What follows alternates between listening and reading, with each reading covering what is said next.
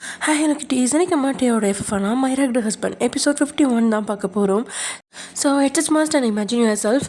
And also நம்ம சேனலை subscribe பண்ணுறாமல் பார்க்குறவங்க ப்ளீஸ் சப்ஸ்கிரைப் பண்ணிவிட்டு பாருங்கள். ஓகே வாங்க நம்ம வீடியோக்குள்ளே போகலாம். லாஸ்ட் இதில் முடிச்சிருந்தோம் அப்படின்னா, உங்களை காப்பாற்றுறதுக்காக டீயோட வீட்டுக்கு வந்த தியா எதிர்பார்த்த எதுவுமே நடக்காததால் சோகமாக நின்னவளுக்கு சவுத்தில் மாட்டியிருந்த ஜிமினோட புகைப்படம் வரப்பிரசாதமாக தெரியுது. முகத்தில் ஒரு புன்னகை எட்டி பார்க்க, ஆஹா நீ இந்த குடும்பத்தோட வாரிசா, மாட்டடா என் பம்பர் கட்ட மண்டையா அப்படின்னு நினச்ச தியாவுக்கு வில்லத்தனமான ஒரு ஐடியா உதிச்சிருச்சு. ஆனால் பக்கத்தில் நின்றுட்டு இருந்தா தியாவோட ஃப்ரெண்ட்ஸோட நிலைமை தான் ரொம்ப மோசமாக இருக்குது. ஏன்னா ஆரம்பத்தில் சஜித்தும் எத்திக்கும் நாக்கப்படுங்கிற மாதிரி டே கிட்ட பேச டே அதிகமாக பேசாமல் நின்றுட்டுருக்கான். ஆனால் சில செகண்ட்ஸ்க்கு அப்புறம் தன்னுடைய பாடி கார்டில் வச்சு முதல்ல அந்த 2 ரிப்போர்ட்டர்களையும் வலுக்கட்டாயமாக அங்கேருந்து அனுப்பி வச்சிட்டான். அதுக்கப்புறம் ரித்திக்கும் சஜித்துக்கும் பேசவே அவன் சந்தர்ப்பம் கொடுக்காம மிரட்டல தொடங்கிட்டான். அப்புறம் ரித்திக், உன் தங்கச்சி சென்ட் மேரிஸ் விமன்ஸ் ஸ்கூலில் தானே படிக்கிறா?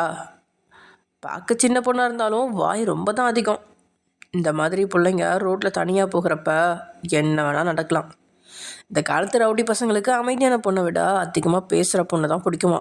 கொஞ்சம் தங்கச்சியை பத்திரமா பார்த்துக்கோ சரியா அப்படின்னு சொல்லி ரித்திக்கோட முகத்தில் வேதனையை கொடுத்து வியர்வையை பூக்க வச்சிட்டான். என்னடா இதுக்கு இப்படி முகத்தை சொல்லிச்சிட்டா? இன்னொரு விஷயம் இருக்குது, நீ ஏதோ ஒரு பொண்ணை லவ் பண்ணுறியாமே, அதுவும் அந்த பொண்ணு லாயர்னு வேற கேள்விப்பட்டேன். உன்னை விட நல்லா பேசுவா, பொறுப்பு தான் அவள் உயிர் மூச்சுன்னு நினப்பா. அவள் உன்னை ஒரு நல்ல ஃப்ரெண்டாக நினச்சி பழகுறா. ஆனால் நீ தான் மனசில் ஆசையை வச்சுக்கிட்டு கேவலமாக அவன் முன்னாடி நடிச்சுக்கிட்டு இருக்கிறதா கேள்விப்பட்டேன். நான் வேணா உன் லவ்வுக்கு ஹெல்ப் பண்ணட்டுமா அப்படின்னு சொன்னபடியே பக்கத்தில் என்ன தியாவை பார்க்குறான். ரித்திக்கு உயிரே இல்லை அப்படிங்கிற அளவுக்கு பதறி போயிட்டான். இத்தனை நாள் காதலை மறைச்சி வச்சுருந்தான். ஆனால் இப்போது சபையில் மாற்றுவோமோ அப்படிங்கிற பயம். ஆனால் நல்ல வேலையாக தியா ஜிமினோட ஃபோட்டோவை பார்த்து உறைஞ்சி போய் நிற்கிறா. இதனால் இங்கே நடக்கிறதா அவங்க கவனிக்கல. அதோட ரித்திக் அதுக்கு மேலே பேச்சு கொடுக்காம அமைதியாயிட்டான். அடுத்ததாக சஜித்தை பார்த்தவன், என்னடா என் மேலே கம்ப்ளைண்ட் பண்ணியிருக்கா? உனக்கு ஒரு லவ்வர் இருக்காளாமே, அவள் என்னோடய ஃப்ரான்ச் ஆஃபீஸில் தான் வேலை பார்க்குறான்னு உனக்கு தெரியுமா? நீ லவ் பண்ணுற பொண்ணோட அப்பா நான் சொன்னதுனால ஜெயிலுக்கு மட்டும் இல்லை, அவர் பொண்ணை அடித்து கொலை பண்ண கூட யோசிக்க மாட்டார் அப்படின்னுட்டே மிரட்டலில் சஜித்தோட ஈரக்குழையும் நடுங்கிடுச்சு. இதுக்கு மேலே டிக்கெட்டு பேச்சு கொடுத்தா ஏதாவது செஞ்சிருவான் அப்படின்னு 2 பேர்த்துக்குமே பயம் துத்திக்கா. நைஸாக நழுவுறது நல்லது அப்படின்னு முடிவுக்கு வந்துட்டாங்க. இதனால ரித்திக் தியாவோட கையை பிடிச்சி இழுத்தபடி, தியா வா போயிடலாம், இதுக்கு மேலே இங்கே இருந்தால் நம்ம பலதையும் இழக்க வேண்டியிருக்கும் அப்படின்னு சொன்னதுக்கப்புறம் தான் தியா அதிர்ச்சியிலிருந்தும் பல திட்டங்கள்லேருந்தும் தன்னிலைக்கு வந்தவ மூச்சு இழுத்து விட்டபடி கொஞ்சம் நிதானமாகறா. அப்படியே டேயை பார்த்து கையெடுத்து பணிவாக கும்பிட்டவா, அத்தான் சாயங்காலம் 4 to 5 நல்ல நேரம், புது மருமகளை வரவேற்க எல்லாரும் தயாராக இருங்க அப்படின்னு சொல்லிட்டு அவள் பாட்டுக்கு உங்களை திரும்பி கூட பார்க்காம ஃப்ரெண்ட்ஸை கூட்டிகிட்டு அங்கேருந்து கிளம்புறா. அதுவும் ஸ்கூட்டியில் முன்னாடி 2 ஆண்கள் உட்காந்துருக்கா. அவங்களுக்கு பின்னாடி தியா உட்காந்து அங்கேருந்து போக அதை பார்த்து ரகுநாதன் அருவருப்பாக முகத்தை வச்சபடி, ஐயா இந்த பொண்ணை பாரு, பசங்க பின்னாடி உட்காந்து போகிறா, எங்கெங்கே உரசுமோ அப்படின்னு உங்கள் காது படவே கேவலமாக சொல்ல உங்களுக்கு மனசு வேதனையாக இருக்குது. இருந்தாலும் தங்கச்சி அங்கேருந்து போன வரைக்கும் உங்களுக்கு சந்தோஷம்தான். தியா சொன்ன விஷயங்கள் டேயோட சந்தேகத்தை தூண்டினாலும் ஆஃபீஸ்க்கு லேட் ஆயிடுச்சு அப்படிங்கிறதுனால அதை பெருசாக எடுத்துக்கல. அந்த நேரத்தில் தான் மயூரி மாடியிலேருந்து கீழே இறங்கி வந்து, சார் நீங்கள் சொன்ன மாதிரி செஞ்சுட்டேன் அப்படின்னு டே கிட்ட கெத்த சொன்னாலும் பக்கத்தில் நிற்கிற உங்களோட முகத்தை பார்க்கக்கூட முடியாமல் தான் நின்றுட்டுருக்கா Mayuri. You done a good job. அப்புறம் இனிமேல் போலீஸ்காரங்க இல்லை, வேறு யார் வந்தாலும் காம்பவுண்டுக்குள்ளே விடக்கூடாது. அப்படி யார் வர நினச்சாலும் நான் இருக்கிற நேரத்தில் மட்டும்தான் விடணும், மற்ற நேரங்களில் யாருமே காம்பவுண்டுக்குள்ளே வரக்கூடாது அப்படின்ட்டே கட்டில் போட, டே முக்கியமாக தியாவை தான் சொல்கிறான் அப்படிங்கிறத புரிஞ்சுக்கிட்டு மயூரி ஓகே சார் அப்படின்னு சொல்லிட்டு அங்கேருந்து கிளம்புறா. உங்களோட கையை பிடிச்சி பெட்ரூம்குள்ளே அழைச்சி போனவன் உங்களோட கழுத்தில் முகத்தை புதைச்ச உடல்ல பட்டும் படாதபடி நெருங்கி தன்னுடைய சூடான மூச்சு காத்தா உங்களோட உடலுக்கு பரிசளிக்கிறது மாதிரி கொடுத்தவன், வெரி குட் வயன், நீ இந்த அளவுக்கு பேசுவேன்னு நான் எதிர்பார்க்கவே இல்லை. நானும் நீ சொதப்புவ, நான் தான் ஏதாவது பண்ணணும்னு நினச்சேன், ஆனால் நீ பர்ஃபெக்டாகவே பண்ணிட்ட. I like it. இதுக்காகவே உனக்கு ஒரு ஸ்பெஷல் கிஃப்ட் வாங்கித்தரேன் அப்படின்னு சொல்லி உங்களோட கழுத்தில் அழுத்தமான முத்தம் ஒன்று கொடுக்குறான். பொதுவாக அவன் முத்தம் கொடுத்தா லேசாக ஒரு உணர்ச்சி எட்டி பார்க்கும். இன்றைக்கி எந்த உணர்ச்சியுமே எட்டு பார்க்காம, நீங்கள் என் தங்கச்சியும் பாட்டியும் எதுவும் பண்ணாதீங்க அப்படின்னு நீங்கள் கெஞ்சா, அப்படியே உங்களோட கழுத்துலேருந்து முகத்தை விளக்கி உங்களோட முகத்தை நேருக்கு நேராக பார்த்தவன், இங்கே பாரு, நீ தான் பர்ஃபெக்டாக நடிச்சிட்டியே, இதுக்கு மேலே நான் உன் தங்கச்சியும் பாட்டியும் எதுவும் பண்ண மாட்டேன் அப்படின்னு சொல்கிறான். உண்மையில் என்ன நடந்திருக்கும் அப்படின்னா, தியா வந்த உடனே மயூரிக்கு மெசேஜ் அனுப்ப உங்களை பெட்ரூம்குள்ளே யார் கண்ணிலும் படாமல் கூட்டிகிட்டு போன மயூரி விலை உயர்ந்த உடை அப்புறம் நகை அப்படின்னு உங்களோட தோற்றத்தையும் மொத்தமாக மாற்றிட்டா. அதோட தியா எதுக்கு வந்திருப்பா அப்படின்னு அவன் முன்கூட்டியே கணிச்சிட்டான். இதனால தான் மயூரியை வச்சு உங்களை மிரட்டுறான். உங்களுக்கு உண்மையிலேயே தியா கூட போகணும் அப்படிங்கிற எண்ணம் இருந்துச்சு. ஆனால் அப்படி ஒரு முடிவு எடுத்தா நிச்சயம் தியாவும் பாட்டியும் உயிரோடு இருக்க மாட்டாங்க அப்படின்னு சொன்னதால் மயூரி விருப்பமில்லை அப்படின்னா கூட உங்ககிட்ட சொல்லிட்டா. எப்படியும் இப்போ தியா கூட வெளியில் போனாலும் டேயோட பார்வையிலேருந்து தப்பிக்க முடியாது. அதை விட தங்கையும் பாட்டியும் நல்லா இருந்தா போதும் அப்படிங்கிற முடிவில் தான் நீங்கள் அவங்க மனசை கல்லாக்கி இப்படி ஒரு பதிலை சொல்லியிருக்கீங்க. நீ இன்னைக்கு எவ்வளோ அழகாக இருக்க தெரியுமா? இந்த ட்ரெஸ்ஸும் நகையும் எனக்கு ரொம்பவே சூட் ஆகுதுடி. நீ வீட்டு வேலை செய்யும்போது கூட இந்த ட்ரெஸ்ஸை போட்டுக்கோ. டேமேஜ் ஆனாலும் நான் உனக்கு வேறு வாங்கி தரேன், சரியா? ஆனால் என் கண்ணு முன்னாடி மட்டும் இந்த ட்ரெஸ்ஸில் வராதா. ஒரு மாதிரி மூடு ஏறுது. எப்படி எப்பவுமே தங்க சிலை மாதிரி அழகாகவே இருக்கா? என் மைண்டெல்லாம் எங்கேயோ போகுது அப்படின்னு சொன்னபடியே அவன் விரல்களால் உங்களோட கழுத்து பகுதியில் கோடலத்தை அப்படியே வருடுறான். மனசு தடுமாறுது. இருந்தாலும் ஆஃபீஸ்க்கு நேரமாகுது அப்படிங்கிறனால எனிவேஸ் குட் ஜாப் அப்படின்னு சொல்லிட்டு உங்களோட வலது கையை பிடிச்சி உள்ளங்கையில் உதட்ட பதிச்சு ஒரு முத்தத்தை கொடுத்துட்டு பாத்ரூம்குள்ளே போகிறான். அழலை அப்படின்னா கூட சோகம் தொண்டையில் அடைக்கிற அளவுக்கு தான் இருக்கு. இந்த நரகத்துலேருந்து விடுதலை கிடைக்காதுன்னு உங்களுக்கு புரிஞ்சிருச்சு. இதனால் கிஸ் பண்ண உள்ளங்கையே வெறிச்சு பார்த்துக்கிறீங்க. உண்மையில் அவன் கிஸ் பண்ணதை விட கையெல்லாம் மரத்து போய் காஞ்சி கிடக்கு. ஏதோ உடலை வருத்தி வேலை செய்கிற ஆண்களோட கை மாதிரி தான் உங்களோட கை அவ்வளோ வேலை செஞ்சு சோர்ந்து கிடக்க. ஒரு விஷயந்தான் உங்களுக்கு ஞாபகம் வருது. நீங்கள் எப்போயாவது கோவிலுக்கு போகும்போது அங்கே உங்களோட ஃப்ரெண்ட்ஸோட கையெல்லாம் ரொம்பவே சாஃப்டாக இருக்கும். அதை எப்பயுமே நீங்கள் தொட்டு பார்க்கும்போது உங்களோட ஃப்ரெண்ட்ஸ் உங்ககிட்ட, வயன் நீ இப்போது நிறைய வேலை செய்கிற, ஆனால் நீ ஃப்யூச்சரில் உங்கள் ஹஸ்பண்ட் வீட்டுக்கு போன பிறகு உனக்கு வேலையே இருக்காது. ஆனால் எங்களுக்கு அப்படி இல்லை, நாங்கள் இப்போ வேலை செய்யலை, கண்டிப்பாக எங்களுக்கு ஃப்யூச்சர் ஹஸ்பண்ட் வீட்டில் ஹெவி ஒர்க் இருக்கும் அப்படின்னு சொல்லி வருத்தப்படுவாங்க. ஆனால் அதை கேட்கும்போது உங்களுக்கு மகிழ்ச்சியாக இருக்கும். ஃப்யூச்சர்லையாவது வேலை பழு இல்லாமல் சந்தோஷமாக இருக்கலாம் அப்படின்னு நீங்கள் நினைப்பீங்க. ஆனால் இன்றைக்கி உங்களோட நிலைமை அதை விட மோசமாக இருக்குது. வீட்டுக்குள்ளே ஓய்வு இல்லாத சமையல், இதில் புதுசாக பாலகிருஷ்ணா வேற பார்த்துக்க வேணும். வீட்டுக்கு வெளியே போனால் பாலைவனத்தில் நெருப்பெரிஞ்சிட்டு இருக்க மாதிரி வெயில் அனலாக குதிக்கும். அதை பொருட்படுத்தாமல் தான் 3 பொண்ணுங்களும் வெயிலில் வேலை செய்வாங்க. இதை தாண்டி நிம்மதியாக தூங்கலாம் அப்படின்னு பெட்ரூம்குள்ளே வந்தால் அன்னைக்கு தான் டேக்கும் அவளுக்கும் பிரச்சனையாக இருக்கும். அவன் சில நேரங்களில் ஆறுதலாக இருக்கான் அப்படின்னா கூட அதுக்கு முன்னாடி காயத்தை கொடுத்துட்டு தான் ஆறுதலாக இருக்கான். இதெல்லாம் நினச்சி பார்த்த நீங்கள் வருத்தத்தோடையே ட்ரெஸ் மாற்றிட்டு அங்கேருந்து போயிட்டீங்க.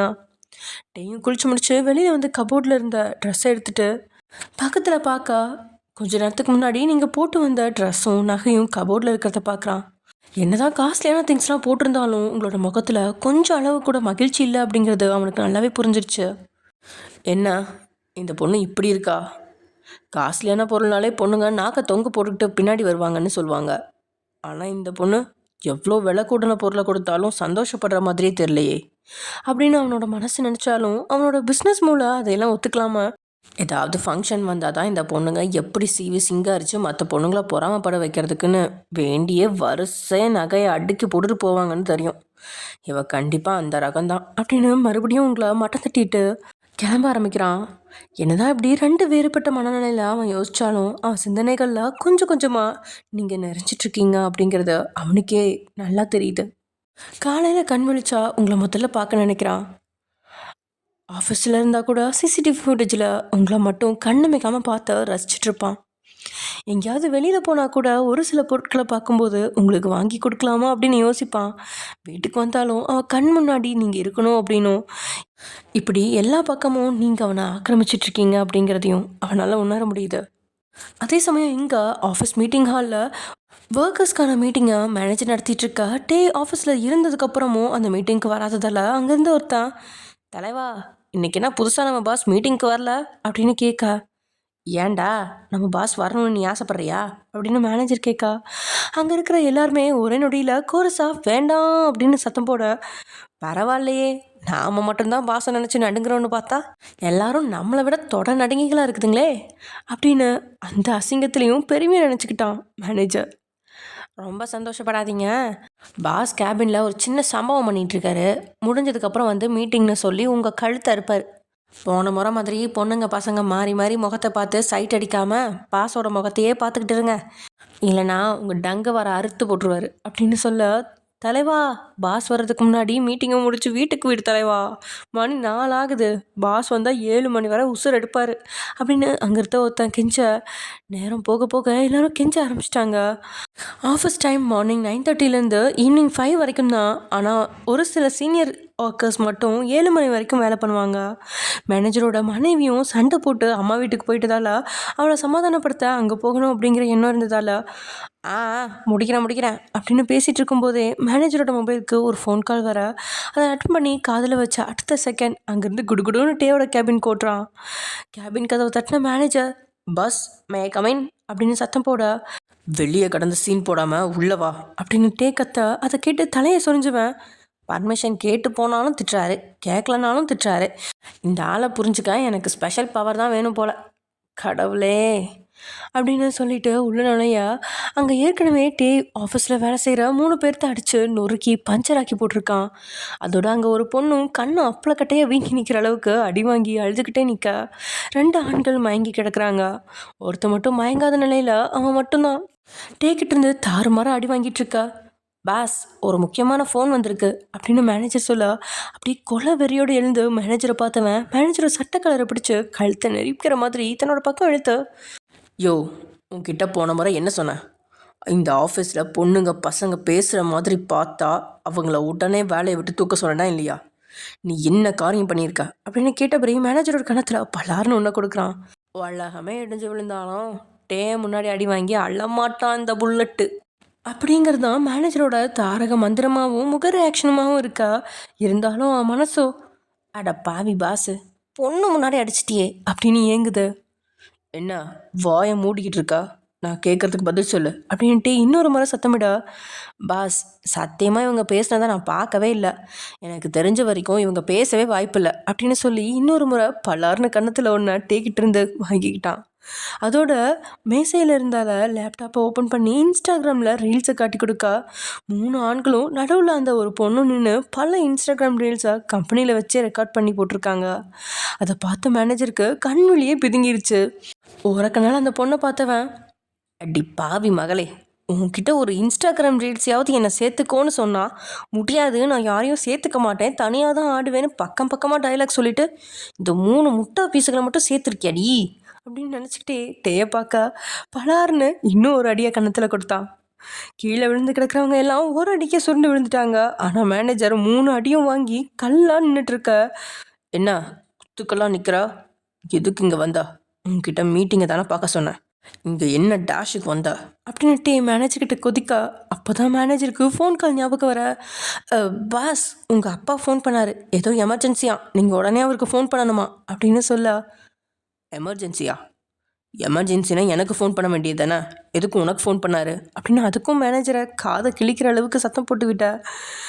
அப்படியே மொபைல் எடுத்து பார்க்க சுனில், ரகுநாதன், அப்புறம் வீட்டில் இருக்க பாடி கார்ட்ஸ்னு எல்லாத்துக்கிட்ட இருந்தும் குறைஞ்சது 100க்கும் அதிகமான மிஸ்டு கால் தான் வந்திருக்கு. அதோட மொபைல் சைலண்டில் இருந்ததால் டே தான் ஃபோனை கவனிக்கல.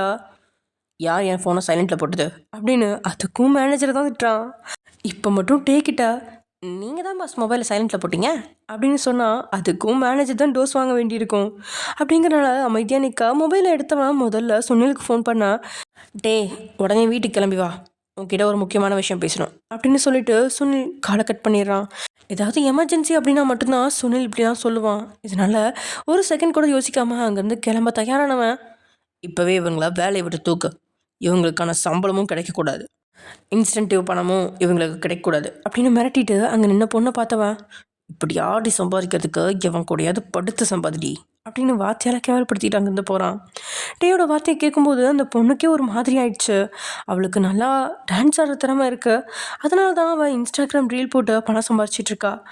ஆனால் மற்றவங்கள மாதிரி சின்ன ட்ரெஸ் போட்டுட்டு இன்ஸ்டாகிராமில் ரீல்ஸ் போட மாட்டா, நேர்த்தியான ட்ரெஸ் போட்டுட்டு தான் டான்ஸ் ஆடி ரீல்ஸ் போடுவா. அதோட கீழே விழுந்து கிடக்கிற பசங்களும் கூட ஒரு காலத்தில் நல்லா ஆடினவங்க தான். ஆனால் இப்போல்லாம் வேலை, குடும்பம், பணம்னு அதுக்கு பின்னாடி போனதால் அவங்களோட திறமையை வெளிக்காட்ட முடியாமல் கடைசியில் அந்த பொண்ணு கூட சேர்ந்து அப்பப்போ இன்ஸ்டாகிராமில் ரீல்ஸ் போடுவாங்க. அதுக்கு போய் அந்த பொண்ணையும் அடித்து கீழே விழுந்து கிடக்கிறவங்களையும் பஞ்சராக்கி போட்டிருக்கான். இதனால் அந்த பொண்ணு அழ ஆரம்பிக்கா. நான் எந்த தப்பும் பண்ணல சார். ஆஃபீஸ் ஒர்க் முடிஞ்சு நாங்கள் வீட்டுக்கு போகிறதுக்கு முன்னாடி தான் ப்ராக்டிஸ் பண்ணி டான்ஸ் போட்டேன். அதுவும் ஆஃபீஸ்லேருந்து நான் வெறும் 7 ரீல்ஸ் தான் போட்டிருக்கேன். அதுக்கு என் கண்ணத்தில் அடிச்சிட்டாரு, கேவலப்படுத்தி பேசுகிறாரு. இப்போது வேலையை விட்டு வேற தூக்க போகிறாரு. டே சார் ரொம்ப மோசம் அப்படின்னு அவள் அழ ஆரம்பிக்கா. அந்த பொண்ணு நினச்சா பாவமாக தான் இருக்கா. சரிம்மா அழாத. பாஸ் ஒரு முடிவெடுத்தா மாற்றிக்க மாட்டார். இனி வேற எங்கேயாவது வேலையை பாரு. அப்புறம் நான் ஒன்று சொல்கிறேன், தப்பாக நினைக்காத. நீ இன்னைக்கு இன்ஸ்டாகிராம் ரீல்ஸ் போட்டதை பாஸ் கண்டுக்காமல் விட்டால் நாளைக்கு இன்னும் ஒரு 10 பேர் போடுவாங்க. அதுக்கப்புறம் ஆஃபீஸ் வேறு மாதிரி மாறும். அதுக்கப்புறம் இங்கே ஒழுங்காக வேலை பார்க்குற பொண்ணுங்களுக்கும் பிரச்சனை தான் வரும். அதனால தான் பாஸ் இவ்வளோ மோசமாக நடந்துக்கிறாரு. தப்பு உன்னோடது தான், அதை புரிஞ்சுக்கோ அப்படின்னு சொல்லி மேனேஜரும் அவங்கள அங்கேருந்து அனுப்பி வைக்கிறாரு. ஏசப்பா, இப்படியே போச்சுன்னா இந்த ஆஃபீஸில் வேலை பார்க்குற யாருமே ஒரு வருஷம் கூட ஒழுங்காக இந்த ஆஃபீஸில் வேலை பார்க்க முடியாது போல இருக்கே. ஒரு பொண்ணை கூட ஒழுங்காக சைட் அடிக்க முடியல. அதுக்கு முன்னாடி அந்த பொண்ணை வேலையை விட்டு தூக்கிடுறாரு. போகிற போக்க பார்த்தா ஏதாச்சும் பசங்களை தான் சைட் அடிக்கணும் போல இருக்குது அப்படின்னு புலம்பிக்கிட்டே மீட்டிங் அட்டன் பண்ணுறதுக்காக அங்கேருந்து கிளம்புறான். அதே சமயம் இங்கே கார்லேருந்து வீட்டுக்கு வர கார் கொஞ்சம் தூரத்துக்கு முன்னாடியே சடன் பிரேக் போட்டு நிறுத்த அவ்வளோ நேரம் மொபைலில் கவனத்தை செலுத்திட்டு இருந்தவன், ஏன் வண்டி நிறுத்திட்டா, சீக்கிரமாக போ அப்படின்னு சொல்ல டிரைவர்கிட்ட இருந்து எந்த ஒரு ரெஸ்பான்ஸும் இல்லாததால தலை நிமிர்ந்து டேயை பார்க்குறான். ஏன்னா காம்பவுண்டுக்கு வெளியே ஏராளமான பெண்கள் கூடி நிற்கா. அங்கே போலீஸு, ப்ரெஸ்ஸு, ரிப்போர்ட்டர்ஸ்னு சொல்லிட்டு நிற்கிட்டு இருக்காங்க. அப்படியே அவங்கக்கிட்ட பாடி கார்ட்ஸ்லாம் பேச்சுவார்த்தை நடந்துட்டுருக்கா அப்படின்னு அங்கே ஒரு பெரிய பஞ்சாயத்தை ஓடிட்டுருக்கு. இவ்வளோ நேரம் என்ன நடந்திருக்கும் அப்படின்னு அவனுக்கு தெரியாது. ஆனால் இப்போ தான் ஏதோ பெரிய சம்பவம் நடந்திருக்கு அப்படின்னு புரியா.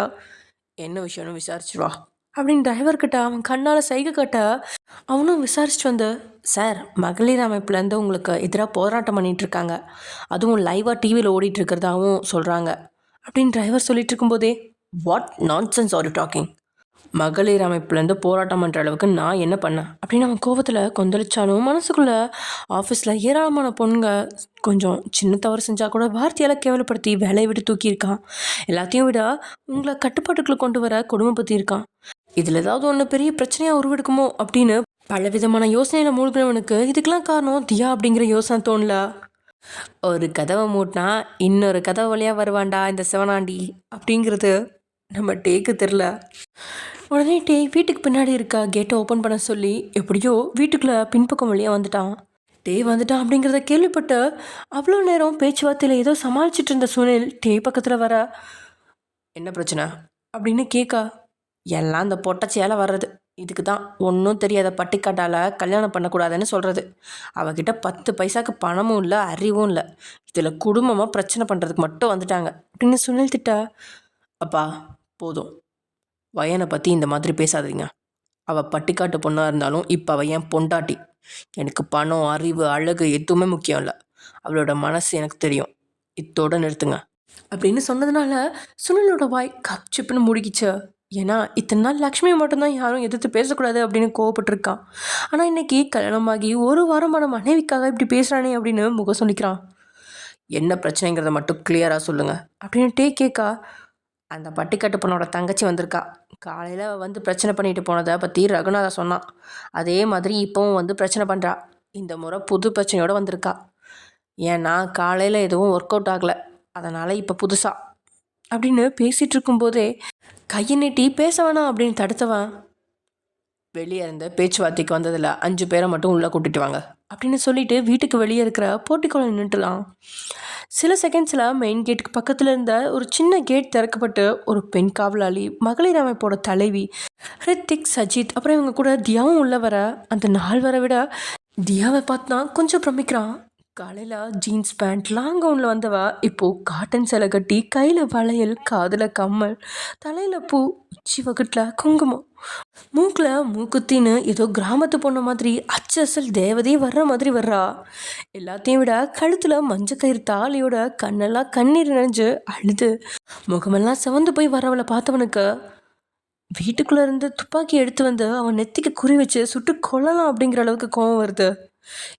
இருந்தாலும் இன்றைக்கி என்ன கூத்து நடத்த போகிறாளோ அப்படிங்கிற எண்ணத்தில் தான் நின்றுட்டுருக்கான். 5 பேரும் அவங்க முன்னாடி வர வீட்டுக்குள்ளே இருந்து டேக்கு மட்டும் ஒரு சேரை கொண்டு வந்து வெளியே போட அதில் கால் மேலே கால் போட்டுப்படி உட்காந்தவன், என்னடி இப்போ என்ன பிரச்சனை பண்ண வந்தா? யாரை உனக்கு இப்போ ஜெயிலுக்கு அனுப்பி வைக்கணும்? மறுபடியும் என் பொண்டாட்டியை டார்ச்சர் பண்ணுறேன்னு சொல்லி இந்த மகளிர் அமைப்பில் இருக்கிறவங்கள கூட்டிகிட்டு வந்திருக்கியா அப்படின்னு தென்னாவட்ட கேட்குறான். அதை கேட்டவ சாதாரண தியாவாக இருந்தால் கோவத்தில் கொந்தளிச்சிருப்பா. ஆனால் இப்போது கதறி கதறி அழுகிறா. அதுவும் பக்கத்தில் இருந்த மகளிர் சங்க தலைவியை கட்டி பிடிச்சி கதறி அழுகிறா. வயன் கூட இப்படி அழுத அவன் பார்த்ததே இல்லை. ஆனால் தியா சம்மந்தம் இல்லாமல் அழுகும்போதே அவனுக்கு ஏதோ பெரிய சம்பவம் இருக்குது அப்படின்னு உள்ளுக்குள்ளே நெருடல் தோண்ட, ஹலோ சார், என்ன பொண்ணுங்களை மதிக்காமல் இப்படி பேசுகிறீங்க? இந்த வீட்டு ஆம்பளைங்களால் பொண்ணுங்களுக்கு அநியாயம் நடக்குது. நீங்கள் எவ்வளோ பெரிய பிஸ்னஸ் மேன், அதெல்லாம் கண்டுக்காமல் அசால்ட்டாக இருக்கீங்க அப்படின்னு ஒரு போலீஸ் கேட்கா. போதும், தேவையில்லாமல் பேசாதீங்க, எதுக்கு வந்தீங்கன்னு மட்டும் சொல்லுங்கள் அப்படின்ட்டே கொந்தளிக்கா. என்ன சார் ஓவராக கோவப்படுறீங்க?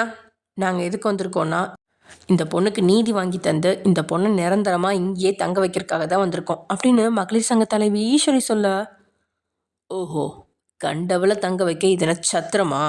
நான் இவளோட அக்காவை தான் கட்டியிருக்கேன், அதனால் அவள் மட்டும்தான் இந்த வீட்டில் இருப்பாள், இவளெல்லாம் இங்கே தங்க வைக்க முடியாது அப்படின்னு திமிரா சொல்ல, சார் நீங்கள் வேணால் இவங்க அக்காவை கல்யாணம் பண்ணியிருக்கலாம், ஆனால் உங்கள் தம்பி இந்த பொண்ணை கல்யாணம் பண்ணிக்கலான்னு கர்ப்பமாக்கிட்டு தாலி கட்டிட்டு போயிருக்கான். இந்த பொண்ணுக்கு என்ன பதில் சொல்ல போகிறீங்க? அம்மா அப்பா இல்லாத பொண்ணை எல்லாருமா சேர்ந்து ஏமாற்ற பார்க்குறீங்களா? அதுக்கெலாம் நாங்கள் விட மாட்டோம் அப்படின்னு அந்த மகளிர் சங்க தலைவி சொன்னதை கேட்டு அவனுக்கு கொஞ்சம் பக்கீர்னு ஆகிடுச்சு. ஓரக்கண்ணால் சுனிலை பார்க்க சுனிலும் என்ன சொல்கிறது அப்படின்னு திருன்னு முழிச்சிட்ருக்கான். என்னதான் அதிர்ச்சியாக இருந்தாலும் அதை முகத்தில் காட்டிக்காமல் கூலாகவே மெயின்டைன் பண்ணவன், ஓ, இப்போ புதுசாக இப்படி ஒரு கண்டென்ட்டை க்ரியேட் பண்ணிட்டியா? சரி, உன்னை என் தம்பி ப்ரெக்னென்ட் ஆக்கிட்டானா? அதுக்கு என்ன ஆதாரம் இருக்குது? அவன் கூட படுத்த வீடியோ இருக்கா? இல்லைனா 2 பேரும் ஹோட்டலில் தங்கின ஆதாரம் இருக்கா அப்படின்ட்டே கொஞ்சம் கோவம் பேச ஆரம்பிக்க, அதுக்கு மேலே அவனை பேச விடாமல் ரித்திக் ஒரு பெரிய ஃபோட்டோ ஃப்ரேமே எடுத்து அவன் கையில் கொடுக்க அந்த ஃப்ரேமை பார்த்தவனுக்கு ஹார்ட் அட்டாக்கே வந்துடுச்சு. ஏன்னா போலீஸ் ஸ்டேஷனில் ஜிமின் தியாவோட கழுத்தில் தாலி கட்டுற ஃபோட்டோ தெல்ல தெளிவாக அதில் இருக்கு.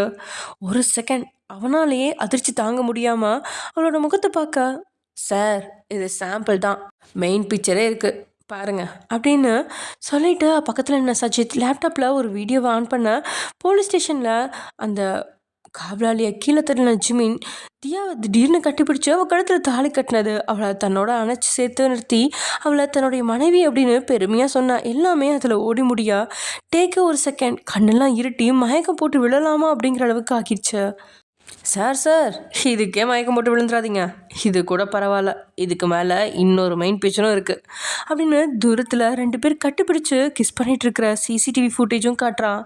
2 பேரும் முகமும் கிளியராக தெரில அப்படின்னா கூட ஓரளவுக்கு பார்க்க நம்ம தியா ஜிமின் 2 பேர் ஜாடையில் தான் ஒத்து போகுது. அதோட இப்போது கர்ப்பமாக இருக்கிற ரிப்போர்ட் போன மாதம் முந்தின மாதம் மெடிக்கல் செக்அப் பண்ண ரிப்போர்ட்னு ஒரு பெரிய அட்டைப்பெட்டி நிறைய பொருட்களை எடுத்து அவன் முன்னாடி வைக்க டேக்கு மொத்தமாக மூளையே வேலை செய்யாத அளவுக்கு ஆயிடுச்சு.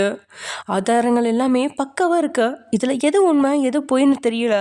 இதனால் அவன் குழம்பி நிற்கும் போதே, சார் இது எந்த எடிட்டிங்கும் இல்லை, ஏமாத்த வேலையும் இல்லை. நான் ஏன் சொல்கிறேன்னா இந்த பொண்ணு கழுத்தில் அந்த பையன் தாலி கட்டும்ப நான் அதே போலீஸ் ஸ்டேஷனில் தான் இருந்தேன், என் கண்ணால் பார்த்தேன். அதனால் இதெல்லாம் எடிட்டிங் ஃபேக்குன்னெலாம் சொல்லாதீங்க, ஒழுங்காக உங்கள் தம்பிக்கிட்ட இந்த பொண்ணுக்கு வாழ்க்கையை கொடுக்க சொல்லுங்கள், இல்லைனா உங்கள் தம்பி பேரில் இருக்க சொத்தில் பாதி இந்த பொண்ணு பேருக்கு எழுதி வைங்க அப்படின்னு இந்த போலீஸ் சொன்னதை கேட்கும்போது டேயை விட அதில் இருந்த சுனிலுக்கு கோவம் புத்துக்கிட்டு வருது. ஏன்னா பரம்பரை சொத்தெல்லாம் ஜிமின் பேரில் தான் இருக்குது. ஜிமின் பிறந்ததுக்கப்புறம் தான் பிஸ்னஸ் நல்லா லாபம் ஏற்பட ஆரம்பிச்சிச்சு. அவன் ஒரு ராசியானவன் அப்படின்னு ஆரம்பத்திலே அவன் பேருக்கு சொத்தை எழுதி வச்சுட்டாங்க. அது போக சம்பாதிச்ச பணம் மட்டும்தான் அவங்கவுங்க பேரில் இருக்குது. அதிலும் டேயை விட 10 மடங்கு அதிகமான பணம் ஜிமின் பேரில் தான் இருக்குது. வேலை வெட்டிக்கு போகாத ஜிமினோட பேரில் மட்டும் கோடிக்கு மேலே கோடி அப்படிங்கிற அளவுக்கு சொத்து இருக்குது. ஆத்திரத்தோட மொபைல் எடுத்தவன் ஜிமினோட ஃபோனுக்கு ஃபோன் பண்ண அது சுவிட்ச் ஆஃப்னு வருது. இதனால் இன்னும் டென்ஷன் ஆகி கையில் இருந்த மொபைலை தரையில் போட்டு உடைச்சவனுக்கு என்ன செய்யறதுனே தெரில. நிச்சயம் தியா சொல்கிறது பொய்யா தான் இருக்கும் அப்படின்னு அவனுக்கு ஒரு நம்பிக்கை இருக்குது. ஏன்னா ஜிமின் அவ்வளோ சீக்கிரம் குடும்ப பொறுப்பில் நுழையவே மாட்டான். ஆனால் அதை நிரூபிக்க அவனுக்கு நேரம் வேணுமே. அந்த நேரம் இப்போ அவன்கிட்ட இல்லை. ஏன்னா வெளியே ப்ரெஸ் ரிப்போர்ட்டர்ஸ்னு எல்லாமே லைவில் இருக்க குடும்ப மானமே காற்றுல பறந்துக்கிட்டு இருக்கு. அந்த நேரத்தில் ரகுநாதனும் வீட்டுக்கு வந்துற 3 ஆண்களும் சேர்ந்து கொஞ்சம் நேரம் தனியாக பேசி முடிவெடுத்துட்டு வர அடுத்த 10 நிமிஷத்தில் அங்கே இருந்த ப்ரெஸ் ரிப்போர்ட்டர்களுக்கு பணம் கொடுத்து எந்த நியூஸும் இதுக்கு மேலே தொடராதபடி செஞ்சுட்டான். மகளிர் அமைப்புக்கிட்ட மன்னிப்பு கேட்டு அவங்களையும் அனுப்பி வைக்க, போலீஸ்கிட்டையும் பேச்சுவார்த்தையை முடிச்சு அங்கேருந்து அனுப்பி வைக்க, கடைசியாக வீட்டு ஹாலில் கெத்த கால் மேலே கால் போட்டபடி சோஃபாவில் தியா உட்காந்துருக்கா. ஏன்னா அவங்களே வேற வழி இல்லாமல் பிரச்சனை பெருசாகாமல் குடும்பமான போகாதபடி எல்லாரும் முன்னாடியும் நல்ல பேரை எடுக்கிற மாதிரி தெரியாமல் நடந்துருச்சு அப்படின்னு சொல்லி தியாவை மருமகளாக ஏற்றுக்கிறதா சொல்லி உள்ளே கொண்டு வந்துட்டாங்க. இதனால தியா எதிர்பார்த்தபடியே அவளோட திட்டமும் நல்லபடியாக முடிவடைஞ்சிருச்சு. தியாவோட 2 பெரிய சூட்கேஸை கொண்டு வந்து வீட்டுக்குள்ளே வச்ச ரித்திக், ரொம்ப கவனமாரு, உனக்கு 3 நாள் டைம் இருக்கு, அதுக்குள்ளே வந்த வேலையை முடிச்சிரு, ஆல் தி பெஸ்ட் தியா அப்படின்னு அவளுக்கு மட்டுமே கேட்டபடி மெல்ல சொன்னவன் சஜித்தோட ஸ்கூட்டரில் அங்கேருந்து கிளம்புறான். 3 ஆண்களும் வீட்டுக்குள்ளேயே போகல, வெளியே தான் நின்றுட்டுருக்காங்க. டேய், இப்போ என்ன பண்ணுறது?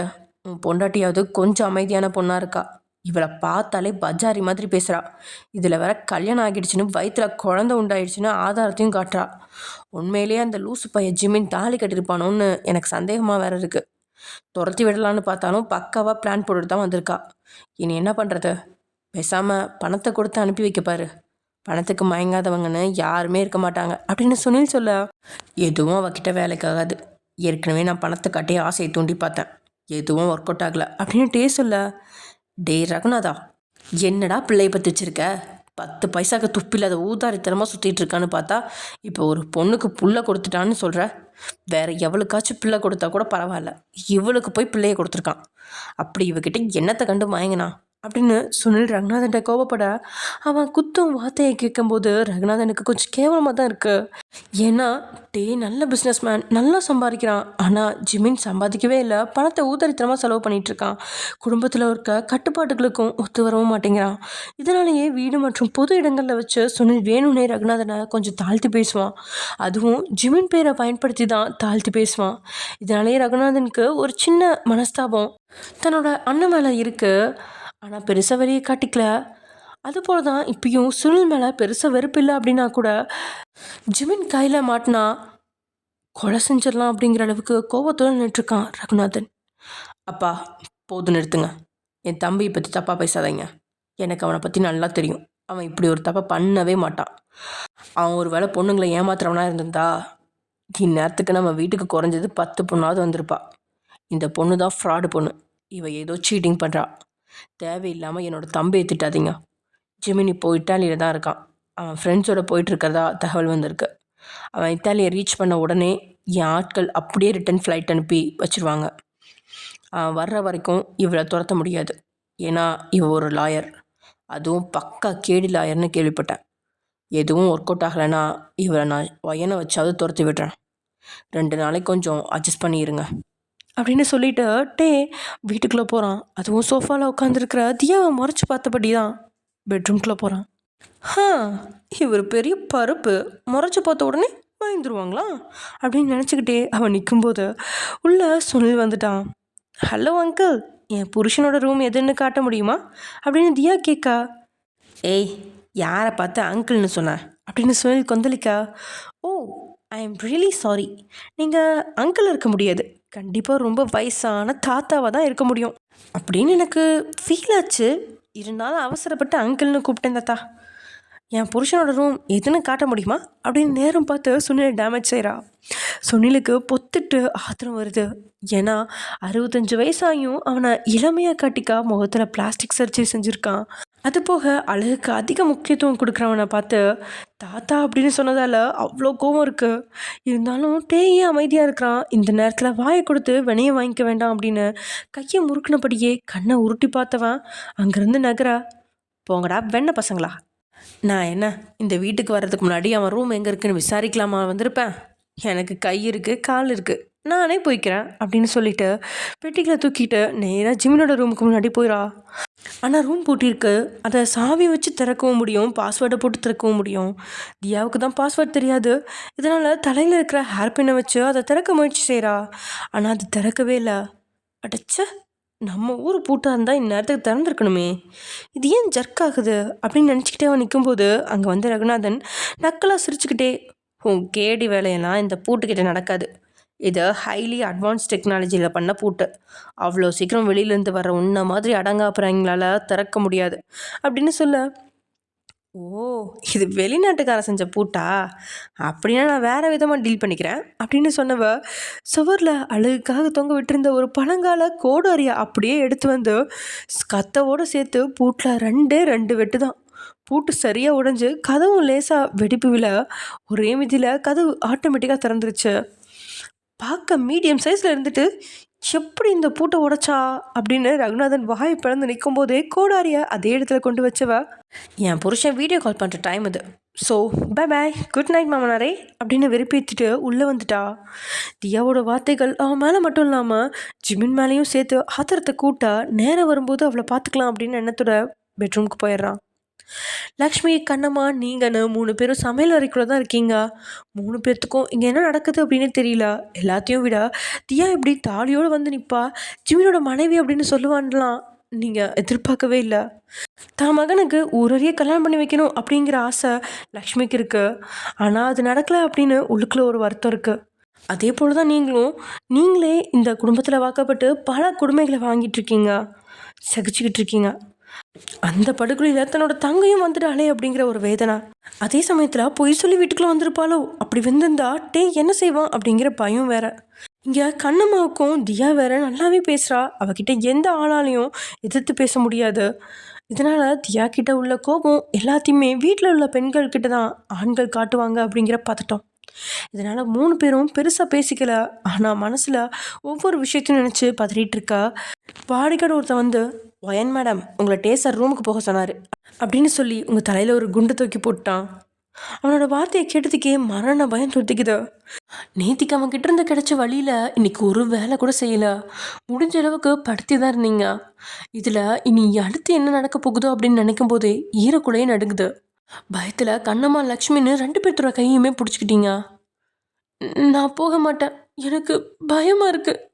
இன்னைக்கு நாம் 3 பேரும் ஒரே ரூமில் படுத்துப்போமா அப்படின்னு சொல்லி பயத்தில் கண்ணீர் வடிக்க ஆரம்பிச்சிட்டிங்க. நீங்கள் உங்களோட நிலைமையை பார்த்து 2 பேர்த்துக்கும் பரிதாபமாக இருக்கு.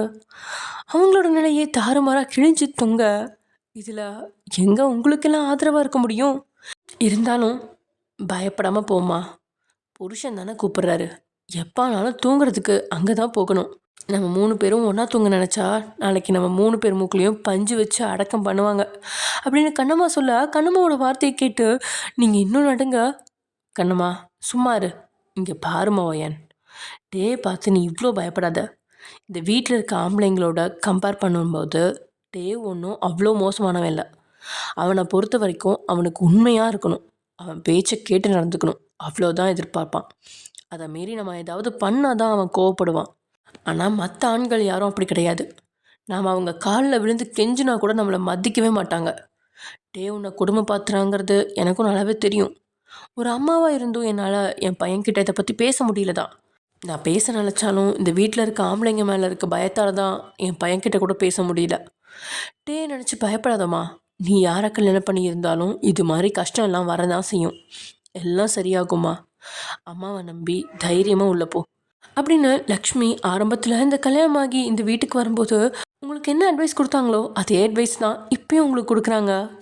ஏன்னா லக்ஷ்மியோட அட்வைஸை கேட்டதுக்கப்புறம் கொஞ்சம் நிம்மதியாக தான் இருக்குது. இருந்தாலும் மேலே போகிறதுக்கு கொஞ்சம் பயம், போகாமலும் இருக்க முடியாது. அப்படிங்கிறதுனால எழுந்து பெட்ரூம்க்கு முன்னாடி போயிட்டீங்க.